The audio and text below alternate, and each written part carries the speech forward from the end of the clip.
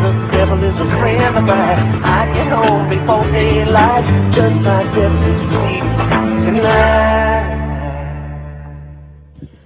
Ladies and gentlemen, please welcome back David Krathwohl.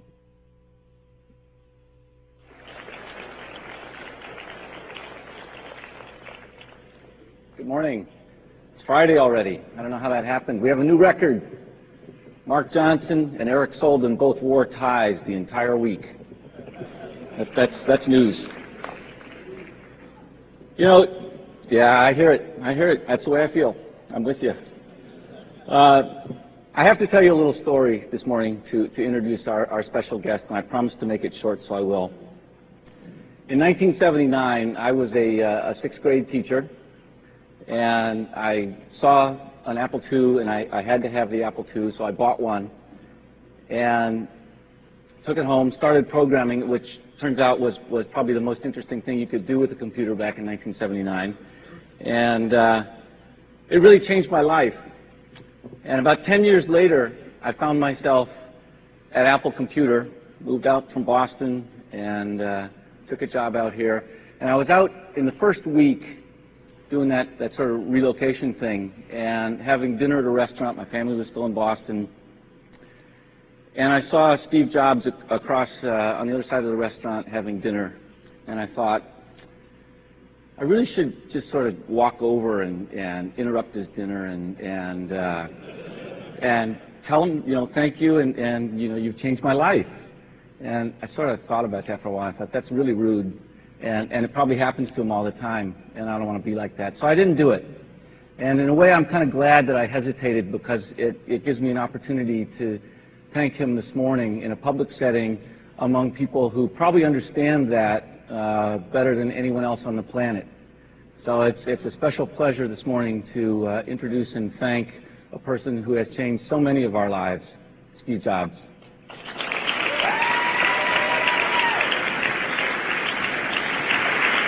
Have at it. Thank you. You're welcome.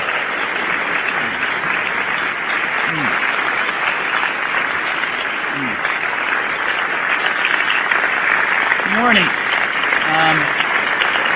Thank you very much. Thank you.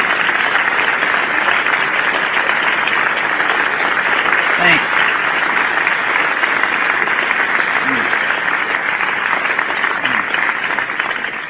Thank you very much. I really appreciate that.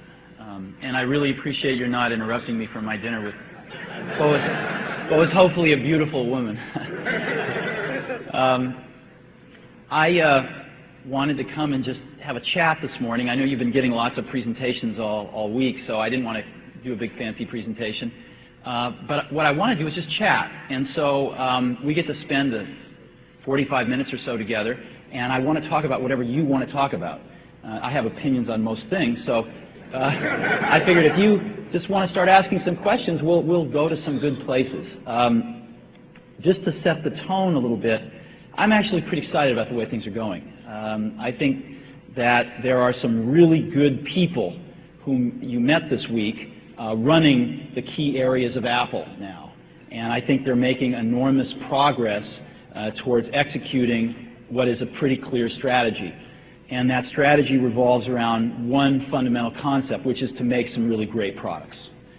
And I believe very firmly that there is still a very sizable market for some really great products, and there are some giant holes that we can fill with your help. So I think we are embarked down a course to, after a hiatus of several years, turning this thing around to make some really good and unique products. We need a lot of software for them. That's where you come in. So I am open to entertaining any of your questions, and hope you have some good ones this morning. What about OpenDoc? What about OpenDoc? Yeah. Yeah? What about it? It's dead, right? Huh? It's dead, right? Well, I don't know. I spent a lot of time working on it. And Yeah. Well, you know, let me say something that's sort of generic. I know some of you spent a lot of time working on stuff that we put a bullet in the head of. I apologize. I feel your pain. But Apple suffered for several years from lousy engineering management. I have to say it. And there were people that were going off in 18 different directions, doing arguably interesting things in each one of them. Good engineers, lousy management. And what happened was, you look at the farm that's been created with all these different animals going in different directions, and it doesn't add up. The total is less than the sum of the parts.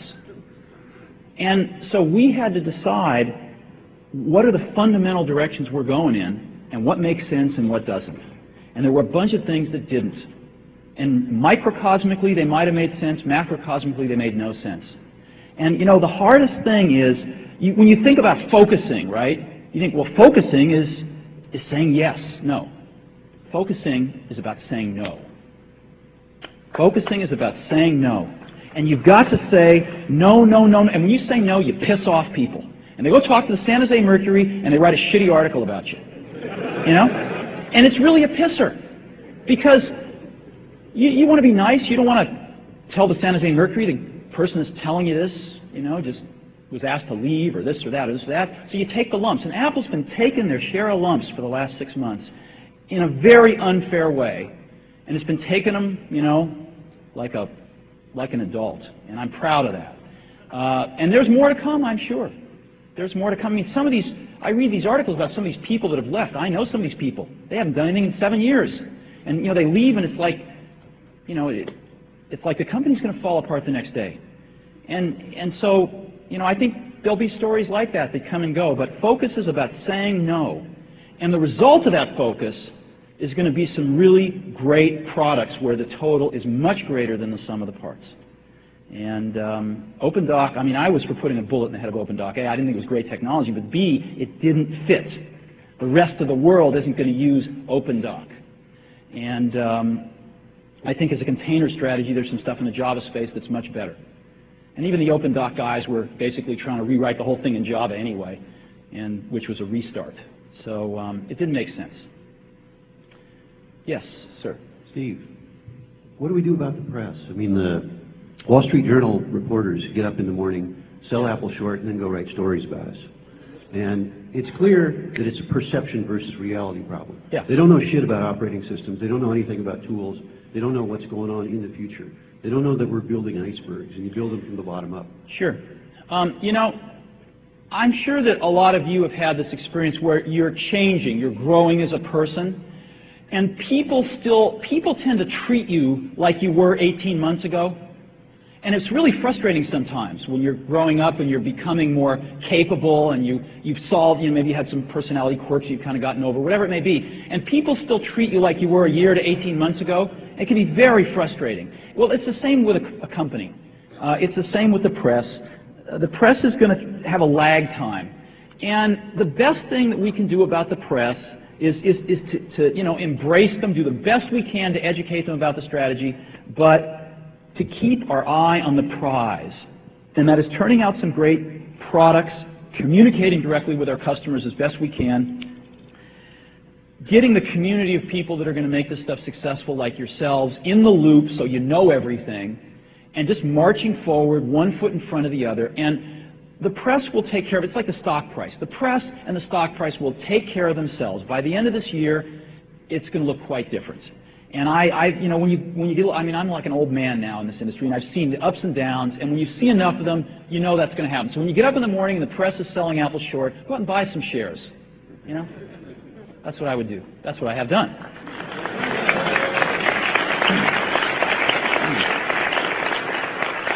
Sure. Yeah, Apple certainly has a tradition of introducing new technologies that become standards. But lately, Apple seems more apologetic about being different, and it is proud about being different. And as a developer, you start to feel the same way. And I just wonder, you know, 13 years after introducing the Macintosh, what Apple can do, Apple can do to get its balls back. Yeah, I got to tell you, though, I have a little different point of view on that. I think Apple's had its head in the sand for the last many years. Excuse me. There is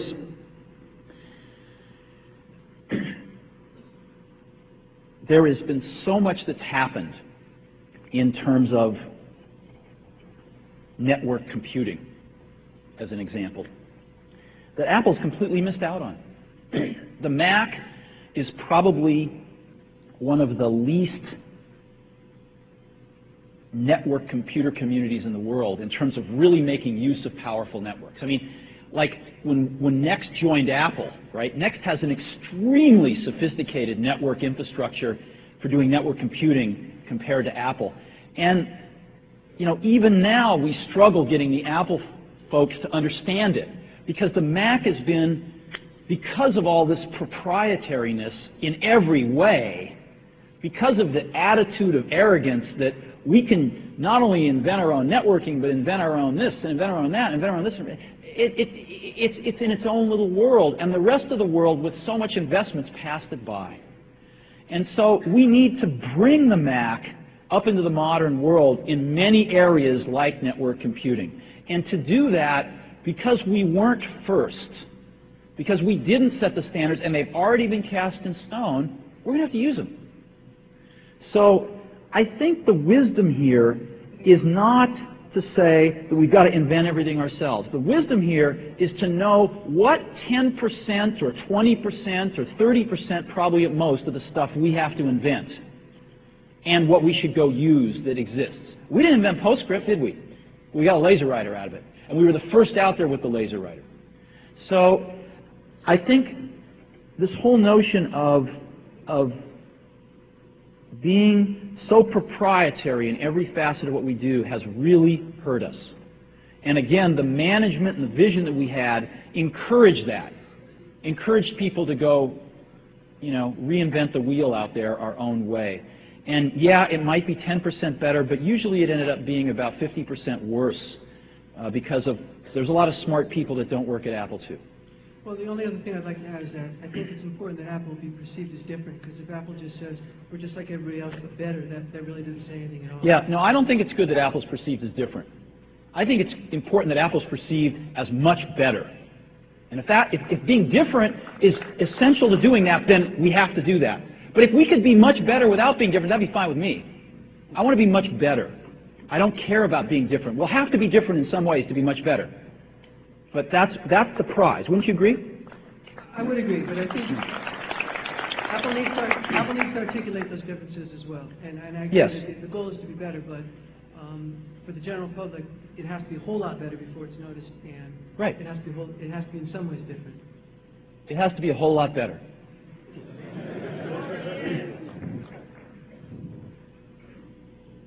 Yes. Good morning. You said in your opening ground rules that there were lots of holes that Apple couldn't necessarily do themselves without this community. Mm-hmm. As a visionary, do you think you could spend a couple minutes either enumerating or talking about those holes? Sure.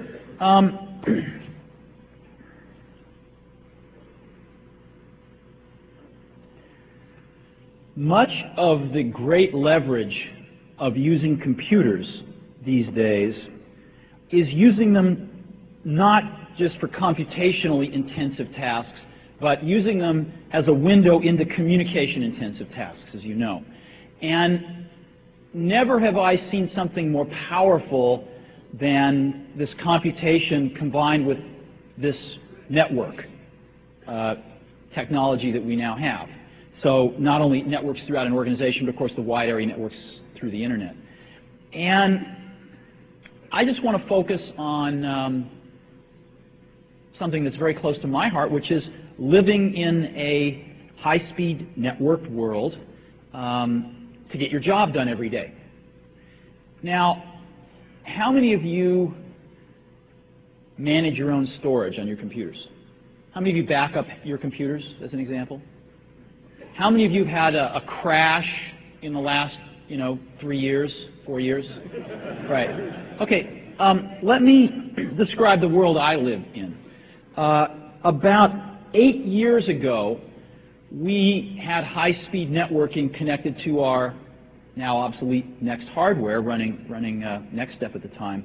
And because we were using NFS, we were able to take all of our personal data, our home directories we call them, off of our local machines and put them on a server.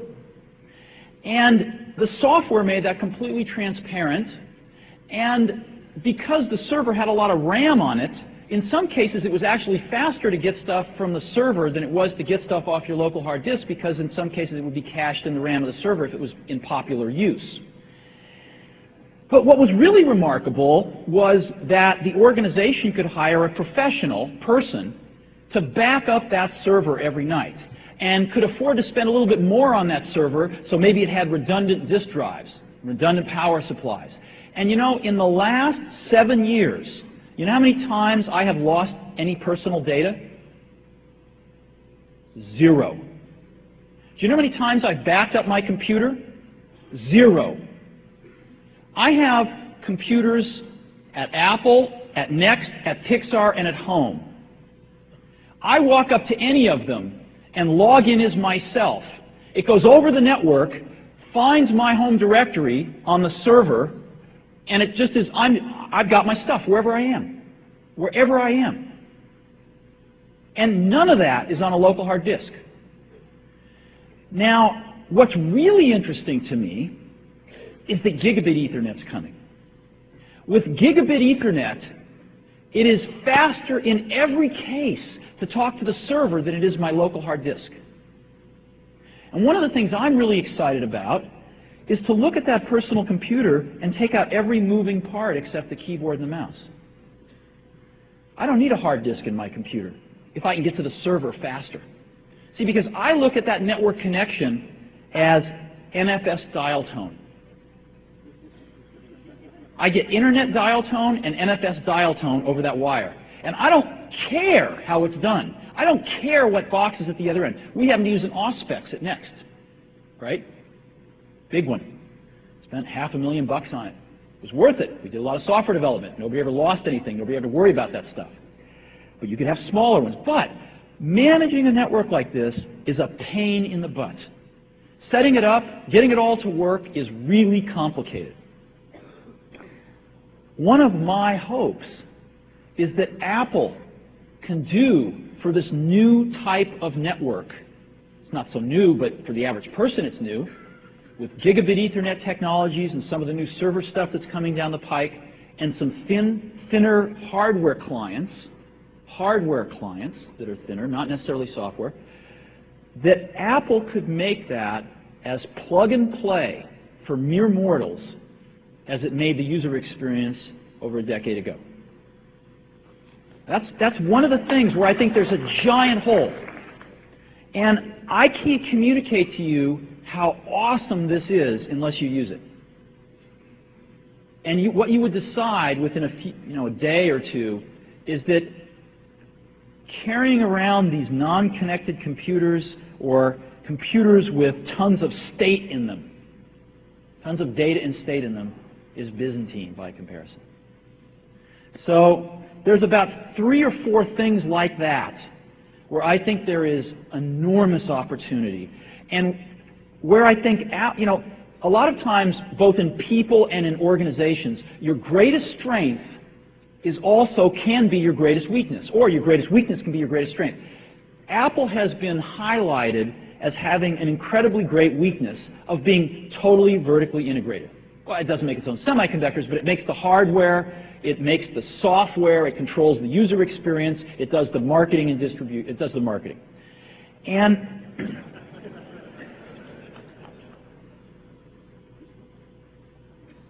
many people are constantly calling for Apple to get out of the hardware business because of that weakness that they perceive. I don't agree with that. I perceive it as a potential weakness if not managed right. I also perceive it as Apple's greatest strength if managed right. Let me give you an example. Plug and play. I mean, to get anything done in the PC industry seems to take years. Plug and play was an initiative that was launched 5 years ago. It took 2 years to get it all together between Microsoft and Compaq, and then Intel fought with them. Finally, got Intel into the fold. And here we are 5 years later, and still it doesn't really work. Every little thing. You can imagine how long it will take them to make a thin client standard and servers that plug and play with thin clients easily. I mean, we're into like, you know, the third millennium. So the fact that Apple controls the product design from end to end, hardware, software, gives Apple an incredibly unique opportunity. It's the only company in the industry that does that. An incredibly unique opportunity to tackle some of these really gnarly, complex problems that could have enormous potential advantage in the market if we could solve them. And I think solve them literally a half a decade to a decade sooner than, you know, the 93-headed monster out there in the Wintel space. Now, they have their advantages too, don't get me wrong. But I think one of our great advantages is that we can really have the vision that spans all the disciplines. We control the disciplines to actually implement a vision much faster if we can get ourselves all going in a few directions. That really sounded great. And as you were talking about it, I was sort of getting caught up in it. And then it occurred to me, that's a really great vision for Apple. But then I asked about holes for developers. Oh, I'll give you a simple one. I'll give you tons of simple ones. Microsoft hasn't committed to port their suite of applications yet, have they? To Rhapsody. What are you waiting for?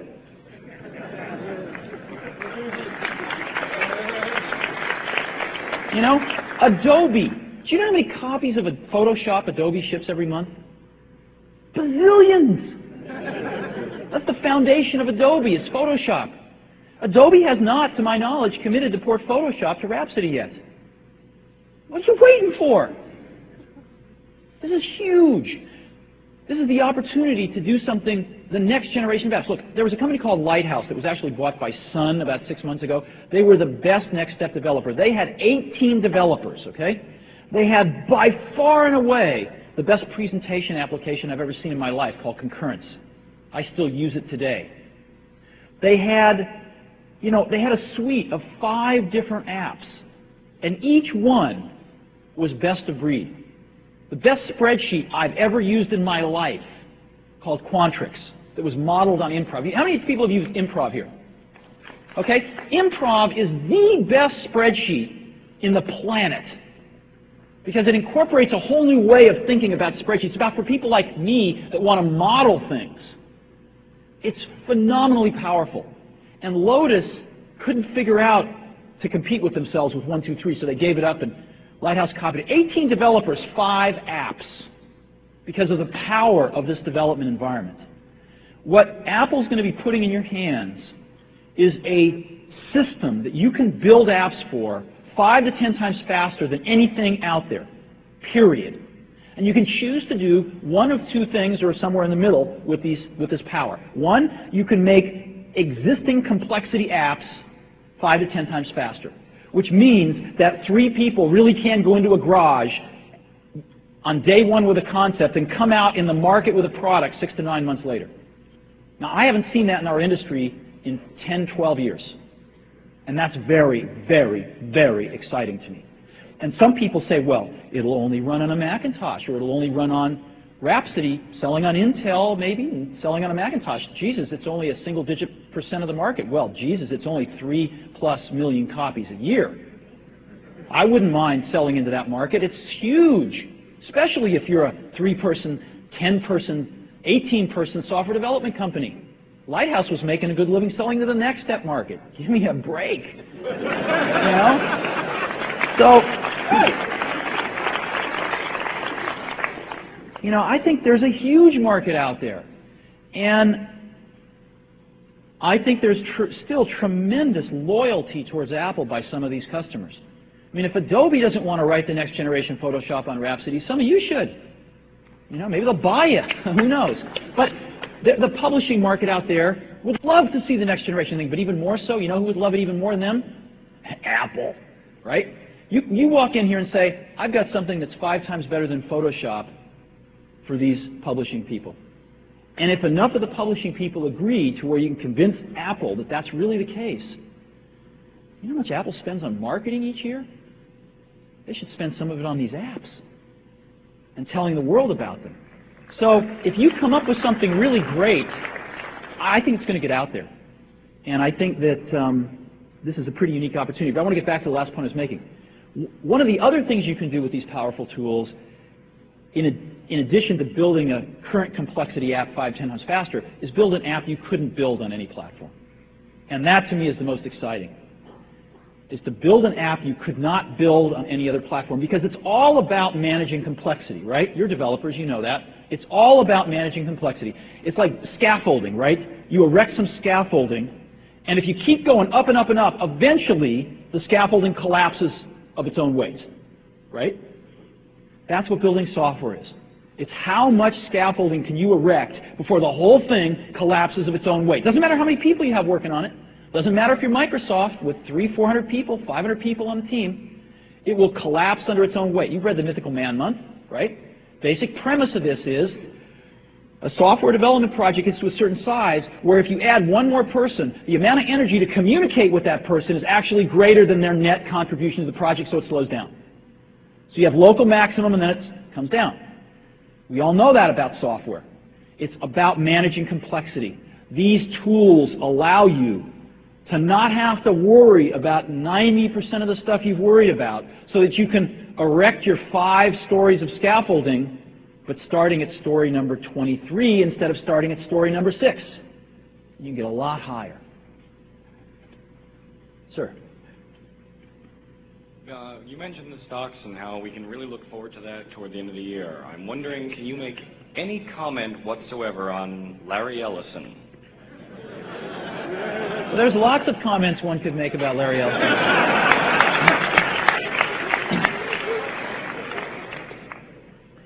I've never dated Larry, so that excludes a bunch of them.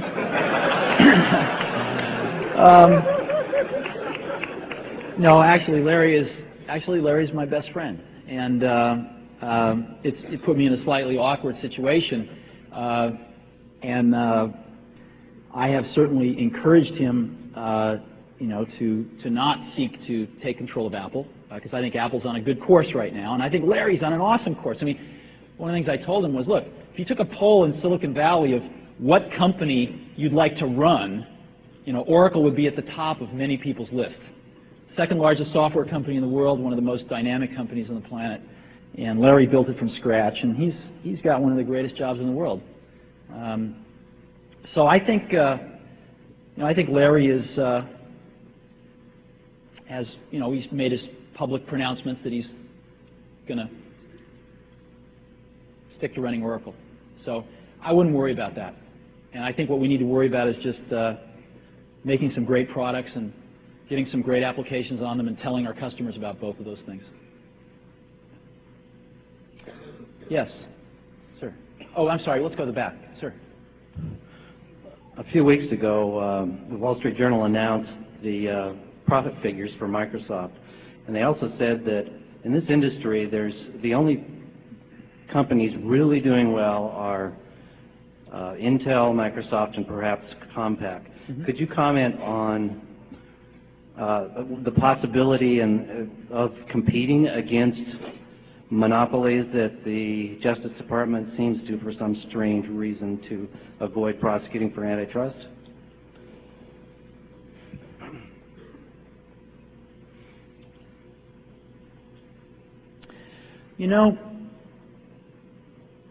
One of the things I feel very strongly about is that, well, we'll go back. The day we started Apple Computer, IBM was far more powerful in the computer industry than Microsoft and Intel are today. The day we started Apple, because they not only controlled the technologies, they controlled the customer.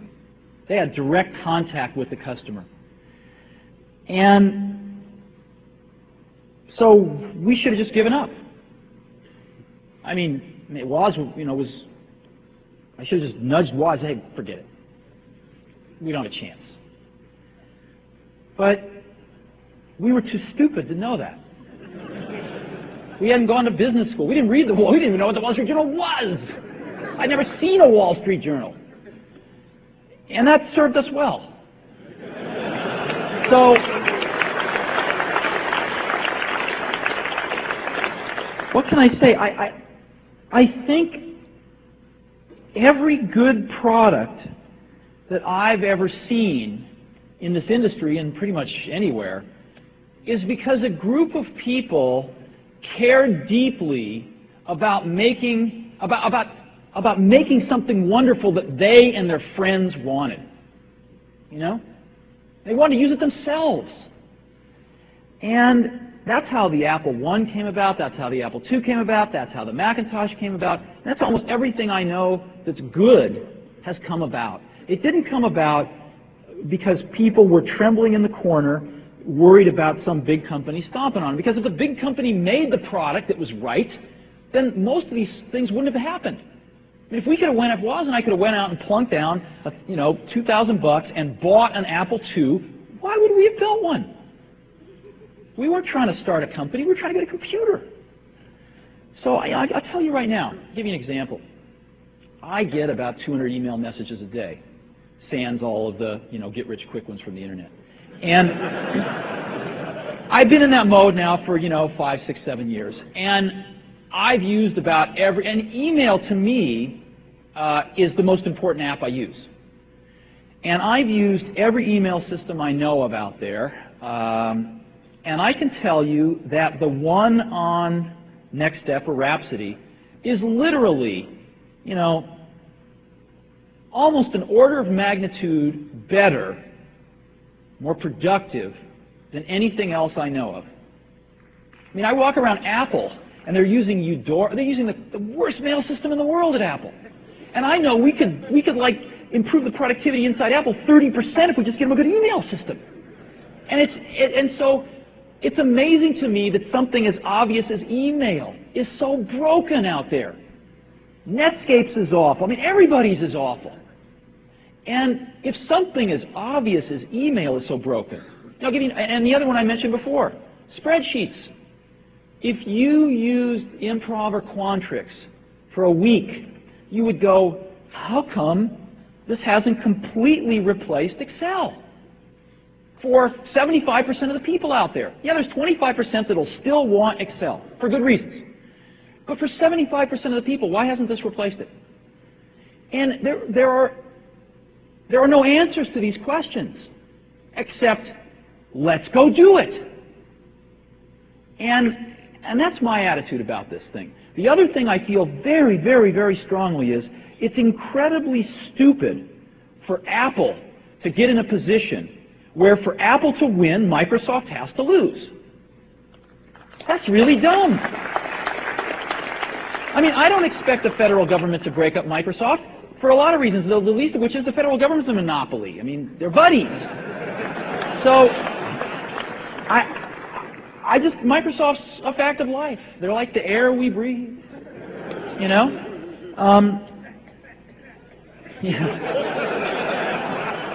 So, or probably the better analogy is like bottled water, because you do have to buy it. But nonetheless, Apple can win without having to have Microsoft lose. I firmly believe that. And hopefully, Microsoft will increasingly over time realize that that is the case, and that Apple represents a quite profitable part of their business. And they seem to be coming around to that point of view. So, and there's been some alliances announced between Microsoft and Apple, and so I think that I really, really strongly feel that setting Microsoft up as Satan and having a holy war against Microsoft would be exactly the wrong thing for Apple to do. There are so many opportunities out there where Apple can really have tremendous advantage and not have to go head-to-head with Microsoft, but really go right to the customers. Yes, back middle. I was hoping that you would venture an opinion this morning on how you see the future evolution of the Macintosh compatible market. I think the Macintosh compatible, first of all, let me state my opinion on this. It's just my personal opinion. I believe Apple should license everything, with a few exceptions that I'll go into in a minute. But I think that Apple should get a fair price for it. And I think the clone setup, the way it was set up, was done really poorly, 3, 4 years ago. For one thing, Apple licenses the hardware designs and forces the clone makers to use them. That's stupid. Let the clone makers do their own hardware designs. Let them do whatever hardware they want, right? Don't tie their hands. But then again, don't give away. I mean, if they want to OEM Apple hardware and pay extra for that, if they want to use Apple hardware, fine. But if they don't, let them design their own. And on the software, Apple should get a fair price based on volume. As an example, if I'm a clone maker, as you know, some of the low-end Macintoshes, whether they're compatibles or not, probably don't make much money. Matter of fact, you could even imagine they might lose money just to get people into the fold. And to offset those kinds of low-margin products, you need some higher-margin products at the high end. So if you're a clone maker, you think, wow, I think I'll give Apple $10 for the software, and I'll go after the $5,000 Mac market. Well, that would be really stupid for Apple to do, because this clone maker is just a leech. They're living off the fact that Apple's got this business model to not make much money at some levels and try to eke some back at the high level, and by just going after the high level and paying $10 for the software, that wouldn't be fair. So you want people to pay more money if they're in lower volume, because the only way they can get to higher volume is to make some of those medium and low-priced clones too, and make less margin. And if they're doing that, then they ought to get a lower price across their whole range of products. So I've been advocating to eliminate the licensing of the hardware and let the clone makers do whatever they want, and B, to raise the price or the royalty of the software to a reasonable level and make it a scale based on volume. And I think that's the right thing to do, and some of the clone makers have been going ballistic over it. It's incredibly stupid. I mean, I don't think they ought to pay more for Rhapsody, as an example, than they do for other modern operating systems to license. But that's not 10 or 20 or 30 bucks. So, and I think that's where we'll end up, and I think everybody will be fine, and I think the clone makers will have a much easier time, and they won't have to dealing with Apple's hardware, and maybe they'll make some better hardware, and maybe they'll make some worse hardware, and the customers will decide. And I'm all for it. I just think Apple ought to get a little bit of value out of their software and not just have the clone makers picking off their high-margin products and paying $10 a copy. If they want to pick off the high-margin products and pay a fair price for the software, let them have at it. So that's how I feel about that. But I'm not making a decision. Yes? Even so, I'm glad you're here. Thanks. What's that? That you're not, even if you're not making decisions, thank you for being here. Oh, sure. You mentioned managing complexity. There's a lot of people out there who are either not using computers or think of computers as something they have to babysit, that they work for their computers. How can we get computers to where they work for people instead?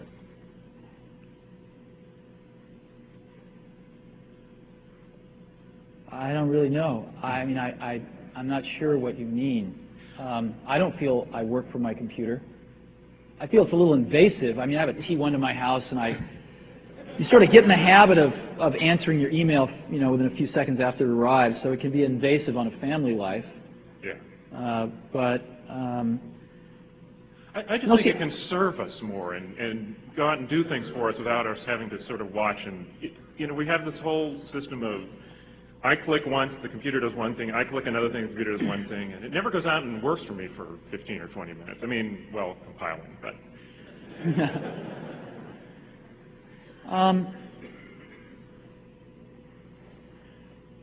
I guess my point of view is a little different on that. My point of view is that I am routinely running 10 to 15 applications at once on my computer. They are all routinely talking to each other in a very wonderful way that I don't have to pay much attention to, and I can move things between them very easily. And I'm connected in an extremely high-speed, easy, transparent, productive way with my colleagues. It's so much better than anything I see in the Windows or the Mac world today, that I will be happy if over the next 12 to 24 months, as you guys roll out your apps, that we can just bring this to everybody. Cool. Secondly, I know there's at least 20 more apps that I'd love to be using that haven't been written yet. And if we can make those apps really easy to write, and if we can keep the Mac market far less expensive to market into than the Wintel market, so that you can get them to market, then we can all get a chance to use those great apps that you guys are going to write. Okay. So my view is that for the next several years, like 3-4 years, our job is not to reinvent the world, is to take something that we know exists already, but hardly anybody's got it, and get it out to them. You know? And it's to be honest, it's a lot like Xerox PARC. I mean, Xerox PARC had some of the things that were in a Macintosh, just nobody else had them. Well, there's thousands of people out there that use this now, but there aren't millions. And if we can get that out there, I think it's going to change a lot. And fortunately, a lot of it is tried and true and been polished and refined, and it's pretty bulletproof. So we're not going to have to go through any embarrassing early moments, I hope. That would be cool. Yeah. You mentioned tools, if I may. I noticed the great, wonderful next step demo where we have a visual way of building the interface is great. And then all of a sudden we're back into text to do a little coding to add a few things. And there is already something that visually programs called Program. And it's probably a lost cause, but something like that has got to get here one day. And you know what? In the meantime, I'll go ahead and I'll do the next step. I'll do it. I'm doing it. Yeah, see, we want that too. Here's the deal. Okay. The way you get programmer productivity is not by increasing the lines of code per programmer per day. That doesn't work. The way you get programmer productivity is by eliminating lines of code you have to write. Right? The line of code that's the fastest to write, that never breaks, that doesn't need maintenance, is the line you never had to write. Right? Right. So what the goal here is to eliminate 80% of the code that you have to write for your app. That's the goal. Okay. It's not to, and so along the way, if we can provide WYSI this and WYSI that and visual this and visual that, well, that's fine. But the high order bid is to eliminate 80% of the code. When you drag a line in Interface Builder, you're eliminating code of one form. But I've seen a lot of visual but that only goes so far. Maybe we can go further. I've seen a lot of demos of things that try to take it all the way back into the algorithmic part of the code base, and none of them have ever been any good. If there are any good ones out there, show them to Avi, and he'll show them to me. Okay. Love to see them. Thanks. Sir. Yeah, you mentioned how good it is that Apple controls the hardware, or at the very least that Apple controls something like Chirp, which is the hardware spec. And indeed, I hear really good things about it. I hear that Chirp has bus speeds. I hear they've really improved the I/O subsystem. And then I came to the conference. I actually talked to some of the people working on it. And on the cloning side, I hear that Chirp is done. They've already finished the hardware. They're ready to go into production. I've heard some people here at Apple working on the software side, and they say, well, that software side is actually done too. It's all waiting on some weird negotiations going on with the cloners. And then there's rumor going on that the reason that's caught up in negotiations is because Apple's concerned that performance of Chirp is good enough that it's going to cannibalize some of their own markets. And it seems to me there's a conflict of interest here between Apple's own hardware and some of the cloning hardware where... Yeah, I don't believe that's true at all. I mean, the person running hardware at Apple, I have known for a decade. His name is John Rubinstein. I trust him with my life. He's the best hardware leader I have ever seen in my life. He's really, really, really good. He comes from very high-performance systems.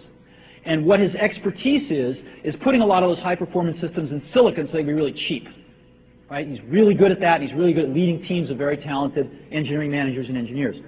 And what he wants to do is build some kick-ass stuff. Because the Mac hardware is not at the top of the food chain, let's just say. And we want to get it there. And we are going to get it there. So if there was something ready to go that was really good, I promise you, John would be shipping it yesterday. Okay? And in terms of the clone makers, I know that what John is pushing for very strongly, which I support 100%, is to tell the clone makers they can build their own hardware. That's the easiest thing to do. Don't be limited by what Apple does or does not release. Build your own. There's a billion people out there building hardware. Look at the PC clone business. They all build their own hardware. They could have people build it for them. They could have people design it for them. So release them out of the bondage that they can only use Apple hardware. And they can do whatever they want. Matter of fact, they could build Rhapsody boxes with Intel processors in them if they wanted to. They could do whatever they wanted to. And that's where I'm hoping Apple goes. So you don't see any conflict of interest there between Apple's hardware, where a lot of Apple makes its money, and the If I can tell you, no, I don't. All I can tell you is I know this 100% to be true. If Apple had a hot product, it would be shipping it tomorrow. Okay? And they have shipped a few hot products recently. And if there were any more before when the next batch is coming out, they'd be shipping them instantly. Apple's about having hot products. And so nothing is being held up that's any good. I guarantee you that. Yes? Okay, so Apple's turned it around. We've got Gil, we've got you, we've got G3, we've got Rhapsody, we've got Newton 2000. Great. Now when are we going to see some real kick-ass TV commercials to change the mindset? Yeah. Well, let me go through your preamble a little bit. I personally don't think Apple's completely turned it around. I mean, I think it's turning it around. And I wouldn't put it in the past tense. I think it's like this right now.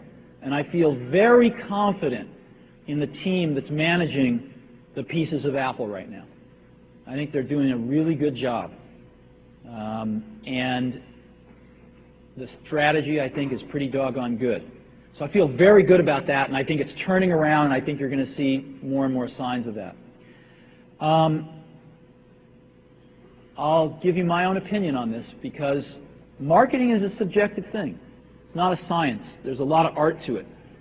And my personal belief is that the medium really does communicate a lot about the message. In some cases, the medium overrides the message. And I personally believe that Apple should not be on television at all this year. It's the wrong place to be for Apple. Because what it means, just a sec, what it means is that Apple is trying to spend a lot of money to convince you that everything's okay. And what I think Apple ought to be doing is taking a fraction of that money and putting it in print. And I don't mean 8-page Wall Street Journal ads. Because to me, again, an 8-page Wall Street Journal ad is saying, I'm going to spend my wad to show you that I'm back. And what Apple needs now is not spending $1 million to tell people it's back.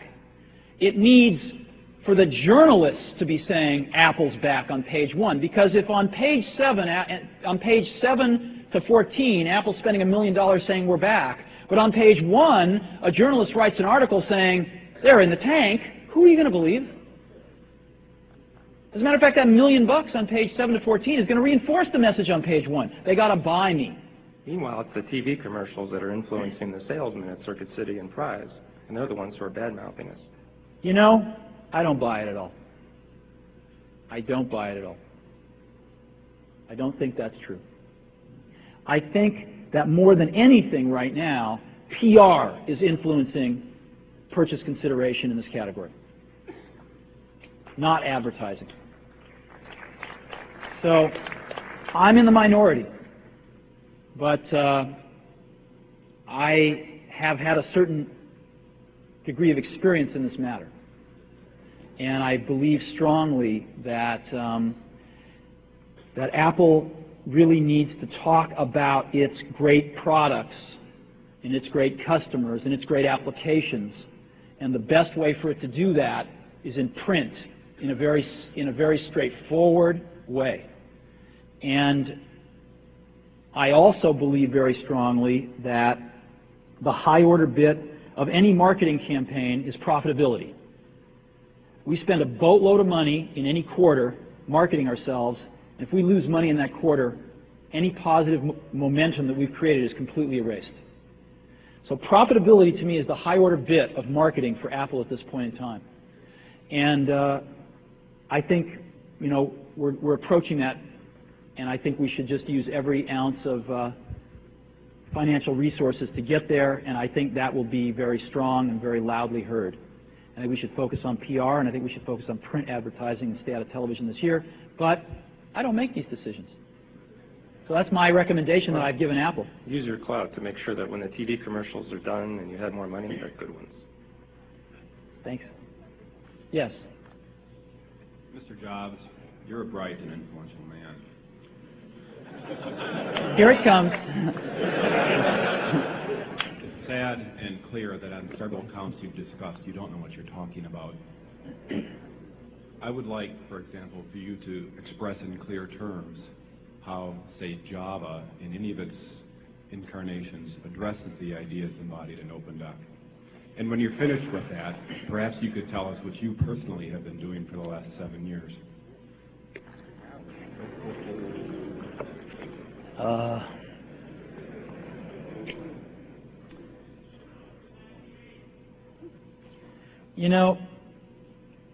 You can please some of the people some of the time, but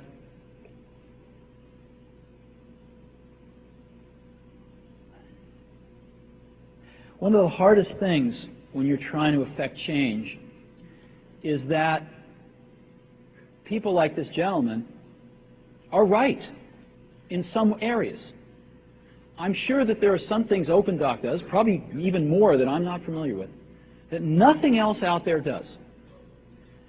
And I'm sure that you can make some demos, maybe a small commercial app that demonstrates those things. The hardest thing is, how does that fit in to a cohesive, larger vision that's going to allow you to sell $8 billion, $10 billion of product a year? And one of the things I've always found is that you've got to start with the customer experience and work backwards to the technology. You can't start with the technology and try to figure out where you're going to try to sell it. And I've made this mistake probably more than anybody else in this room. And I've got the scar tissue to prove it. And I know that it's the case. And as we have tried to come up with a strategy and a vision for Apple, it started with what incredible benefits can we give to the customer? Where can we take the customer? Not starting with, let's sit down with the engineers and figure out what awesome technology we have, and then how are we going to market that. And I think that's the right path to take. I remember with the laser writer,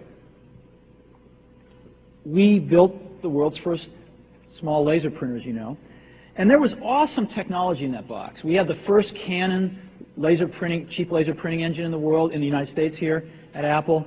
We had a very wonderful printer controller that we designed. We had Adobe's PostScript software in there. We had AppleTalk in there. Just awesome technology in the box. And I remember seeing the first printout come out of it and just picking it up and looking at it and thinking, we can sell this. Because you don't have to know anything about what's in that box. All we have to do is hold this up and go, do you want this? And if you can remember back to 1984, before laser printers, it was pretty startling to see that. People went, whoa, yes. And that's where Apple's got to get back to. And, I'm sorry that OpenDoc's a casualty along the way, and I readily admit there are many things in life that I don't have the faintest idea what I'm talking about. So I apologize for that too. But there's a whole lot of people working super, super hard right now at Apple. Avi, John, Garino, Fred. I mean, the whole team is working, burning the midnight oil, trying to, and people, hundreds of people below them, to execute on some of these things, and they're doing their best. And I think that what we need to do, and some mistakes will be made, by the way. Some mistakes will be made along the way. That's good, because at least some decisions are being made along the way. And we'll find the mistakes, we'll fix them. And I think what we need to do is support that team going through this very important stage as they work their butts off. They're all getting calls, being offered 3 times as much money to go do this, do that, the valley's hot, and none of them are leaving. And I think we need to support them and see them through this and write some damn good applications to support Apple out in the market. That's my own point of view. Mistakes will be made. Some people will be pissed off. Some people will not know what they're talking about. But I think it is so much better than where things were not very long ago. And I think we're going to get there. So I think we've got time for just a few more questions. So why don't we take 3 more questions and we'll get on our way today. In the back. Yes. I work for a large corporation that is seriously reconsidering its development targeting for the Macintosh. They sent me out here on last year's WWDC, and I came back with, a lot of new technology, and I really impressed them with, wow, we got Gil on board now, we've got a next generation OS we're moving forward with, and I've lost a bit of credibility with that, and now, on Monday morning, I got to go back to them and say, we really mean it this time. We've got great new technology, and I really do believe in the new strategy.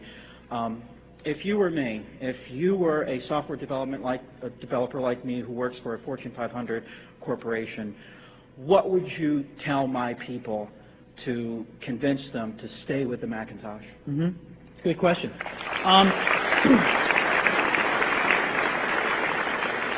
Let me ask you a few questions. Do you use primarily off-the-shelf applications, or do you roll some of your own apps? It depends on what items you're talking about. Most of I use Code Warrior, and I've used Photoshop and some of the word processing things. The things I write are generally for my company or things that I've written for myself, mostly games. Well, I guess what I'm saying is you're trying to convince your company to stick with Macintoshes. Does your company use those Macintoshes to deploy custom apps that you write for your company, or does your company use those Macintoshes to deploy primarily shrink-wrapped apps? Mostly it's support software for hardware that they sell that is targeted for both PCs and Macs. Do they write that software themselves? Yes, they do. Okay. Well, one of the things you could say is if they could write that software 5 to 10 times faster and deploy it on Macs and with Rhapsody on Intel on PCs, would that be of interest to them? I think it would. I would throw that into the mix of arguments I would use. And I guess the other thing I would do is Guarino De Luca, without doing Guarino's job here because he's much better at it than me. Guarino De Luca's here. He runs marketing for Apple, right? Where's Guarino? Where is he? He's backstage. Storm the stage after I get off. Go find this guy, and he's actually got a white paper on this that you should get your hands on. Thank you. Okay. Yes. Yes. A while ago, Apple had a vision of a user interface that meant, like this last guy, when you were over here last, meant I wouldn't have to do work. My machine would do it for me using agent software, Knowledge Navigator, intelligent agents. Are we going to see the like of that sometime soon? Because I'm signed up for that. You know, I'm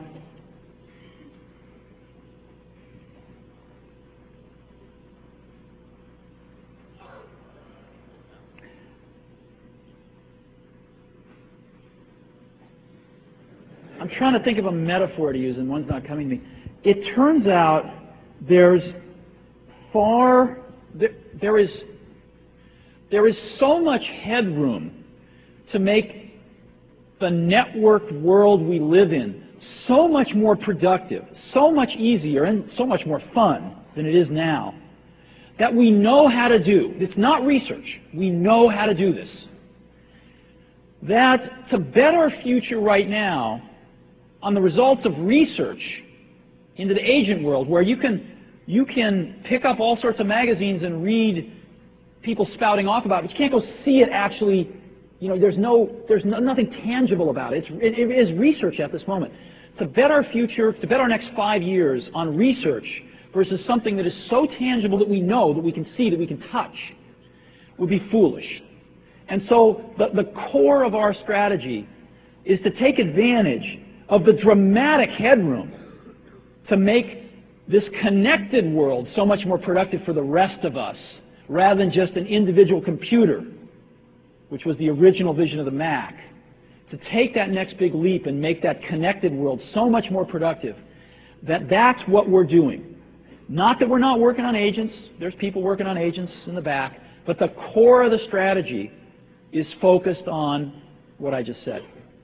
And I think you're right. I think at some point they're going to start doing more for us in ways we can't imagine. But even before we get to that, we can make life 5 times better, even without that research being successful. Thank you. Yeah. Yes. One quick question. What do you think Apple should do with Newton? You had to ask that.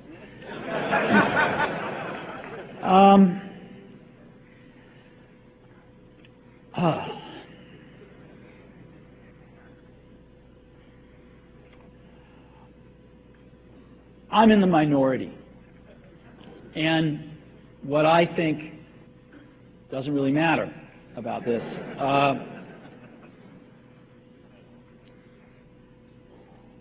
I think that most companies can't be successful with one stack of system software.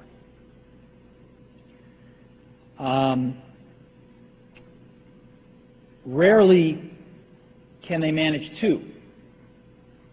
And we, I believe, are going to succeed at managing 2 during the next several years with Mac OS and Rhapsody, which is a superset of that.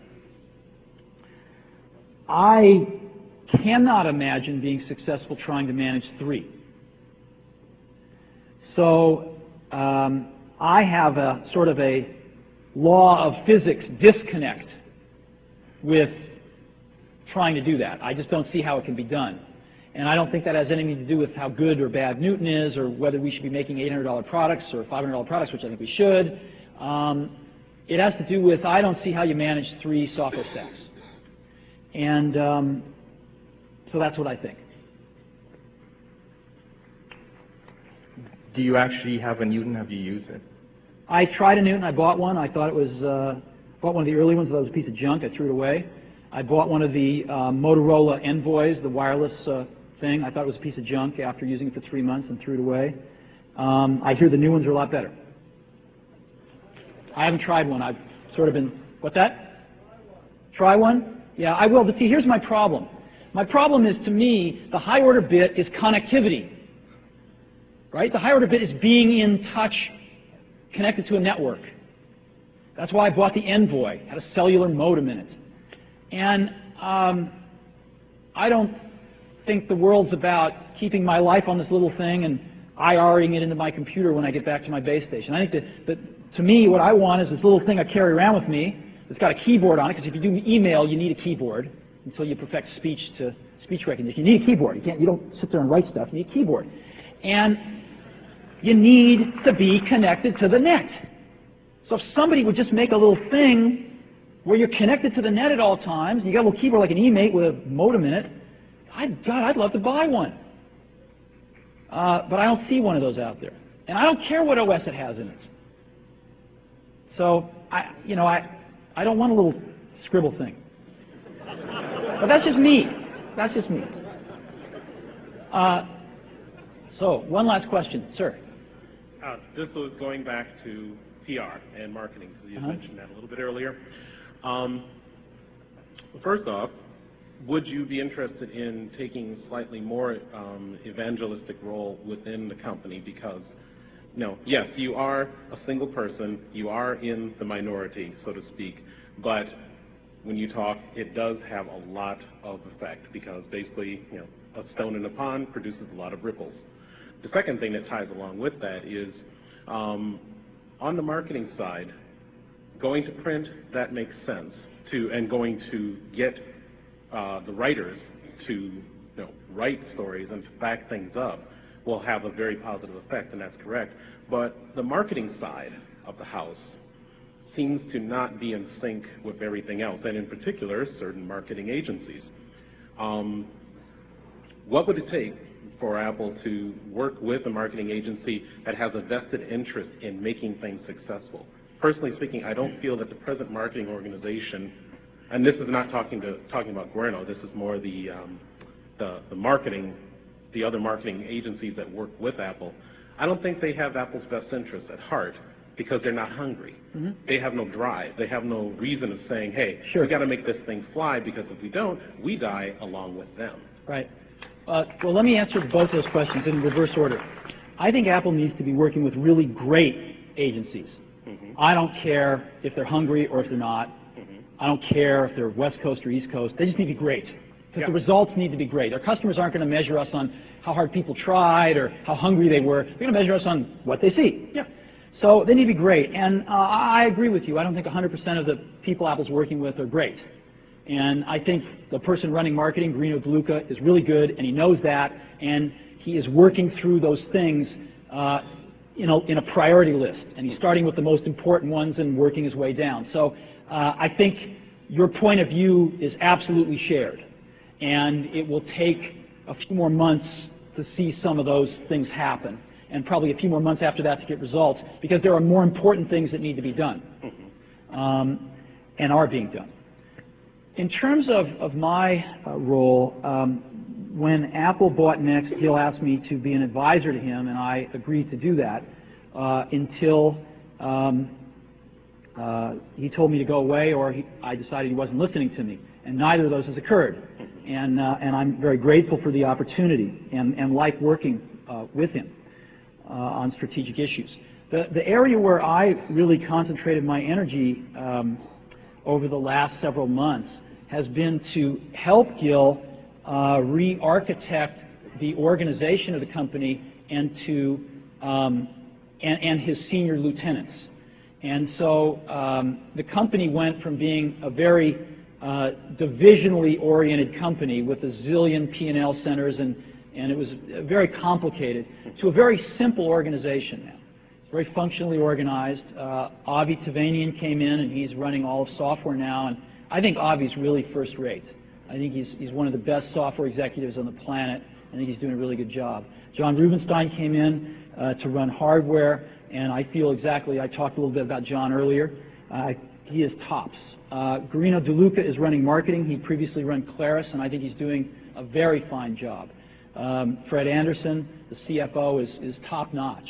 And the rest of the team as well, manufacturing, et cetera, is very, very good. So I feel like the team that can execute Gil's plans is pretty strong, and they're working well together as a team. And to me, that's the high-order bit. It's not going around giving speeches and things like that, because Apple's problem has been not a lack of air volume coming out of Apple. It's been a lack of execution. It's been a lack of good management. It's just the basic stuff. And I think the basics are getting put in place. And to a large extent, they're already put in place. And that's filtering down, through the organization. And I think that you're going to, results don't happen overnight, but I think they are starting to happen already. Some of the newer products I think are good, and I think, by the end of this year, it's going to be much clearer that things are going like this. So my suggestion to you is, don't get freaked out by Microsoft any more than we were freaked out by IBM when we started Apple. Even though you may not fully see it, there has been a sea change at Apple in the management of the company, and there are some very strong people running the functional organizations. I think that I have a lot of confidence in the senior team of the company to execute, and I think they're going to. And I think that the move to Rhapsody represents a very discontinuous opportunity for software developers to compete and to make some really great products. And Rhapsody is going to run on everything from PCs to the new Macs to even the old Mac OS. And I think there's a tremendous opportunity to embrace this new stuff. So if I were you, what I would do is go out and buy any box that runs Rhapsody and start taking a look at it and start developing some code on it. And I think you're going to be blown away. And I think that there's an opportunity to make some really wonderful apps, and that this customer base that we have of a few tens of millions of people can really start to zoom ahead of the rest of the whole industry in what they can do, the capabilities they have, the experience they have, and the fun that they have. And a lot of it's going to be up to you, and I really hope that you embrace this as much as the team at Apple is, because we have a chance to do something really good. And I really appreciate the chance to come hear some of your questions and hopefully answer some of them and have a chance to be with you here today. Thank you.